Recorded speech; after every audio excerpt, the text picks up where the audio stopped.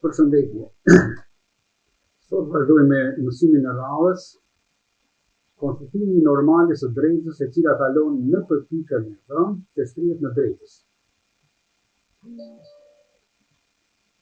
Vizato drejtën P dhe një pikë D që shtrihet në drejtës, konsulto drejtën N që kalon në përpikën D dhe është normale në drejtën P. Marrim në drejtës P dhe një pikë D që shtrihet në drejtës. Do me thënë pika D është elementi i drejtës P. Me hapjen e kompasit sipas dëshirës, bën një hark e cila e pret drejtën në dy pikat A dhe B.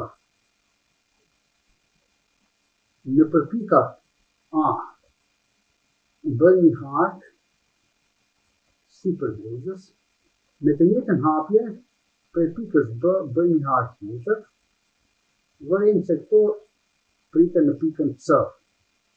Dhe tash bashkojmë pikën C me D-n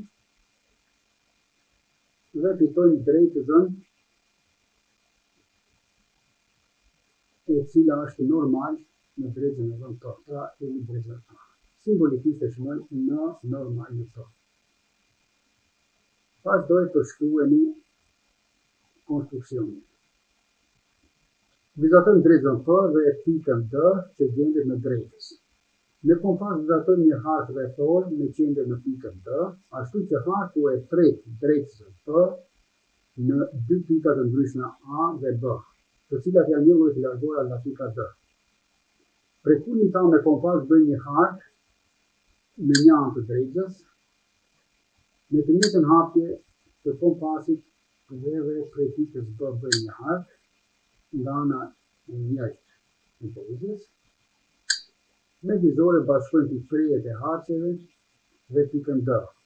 Tërheqim drejtën N, e cila është normal në drejtën e dhënë P.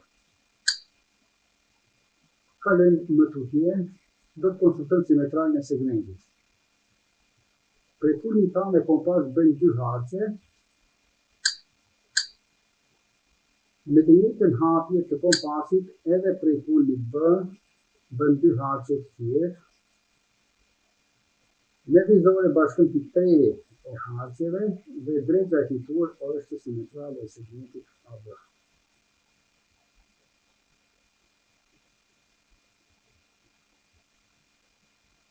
Konstrukto vijën rrethore që jashtëashtuar te frekuenci. Do të konstruktojmë simetrale dy segmenteve, pikëprerja e simetraleve është qendra e rrethit të jashtëashtuar te frekuenci.